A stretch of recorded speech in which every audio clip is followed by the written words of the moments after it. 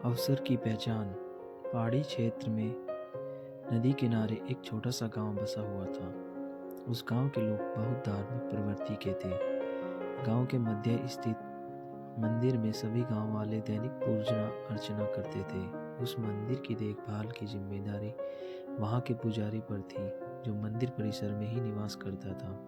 वह सुबह से लेकर रात तक ईश्वर की अर्चना में लीन रहता था। एक दिन गांव पर प्रकृति का कहर मूसलाधार बारिश के रूप में टूटा, जिससे गांव की नदी में बाढ़ आ गई।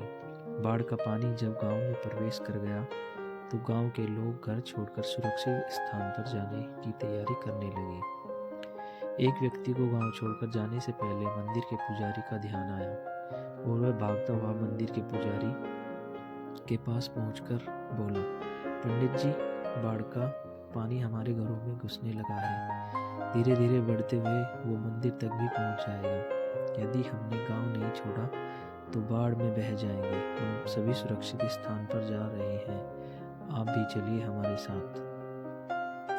लेकिन पंडित जी उस व्यक्ति के साथ जाने को राजी नहीं हुआ। वह बोला, मैं तुम लोगों जैसा नास्तिक नहीं हूँ, मुझे भगवान पर पूरा भरोसा है।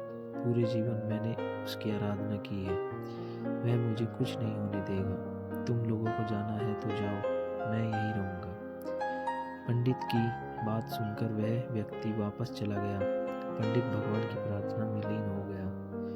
कुछ ही देर में बाढ़ का पानी मंदिर तक पहुंच गया। बढ़ते बढ़ते पंडित के कमर तक पहुंच गया। ठीक उसी समय एक आदमी नाव लेकर आया और पंडित से बोला, पंडित जी, मुझे गांव के एक आदमी ने बताया कि आप अब भी यहीं हैं। मैं आपको लेने आया हूँ, चलिए नाव पर बैठिए।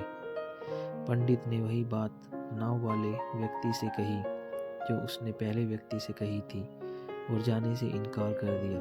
नाव लेकर आया व्यक्ति चला गया। कुछ देर में पानी मंदिर के छत तक पहुंच गया। भगवान को मदद के लिए याद करता हुआ पंडित मंदिर के सबसे ऊंचे शिखर पर जाकर खड़ा हो गया। तभी वहां एक सुरक्षा दल हेलीकॉप्टर से आया और पंडित को बचाने के लिए रस्सी फेंकी, लेकिन पंडित ने वही बात दोहराते हुए रस्सी पकड़ने से इनकार कर दिया। सुरक्षा दल का हेलीकॉप्टर दूसरों को बचाने आगे चला गया। अब बाढ़ का पानी मंदिर के शिखर तक आ गया था। वहां खड़ा पंडित डूबने लगा। डूबने से पहले वह भगवान से शिकायत करते हुए बोला, भगवान, मैंने पूरा जीवन तुझे समर्पित कर दिया है। मैंने तुझ पर इतना विश्वास रखा, फिर भी तुम मुझे बचाने नहीं आए।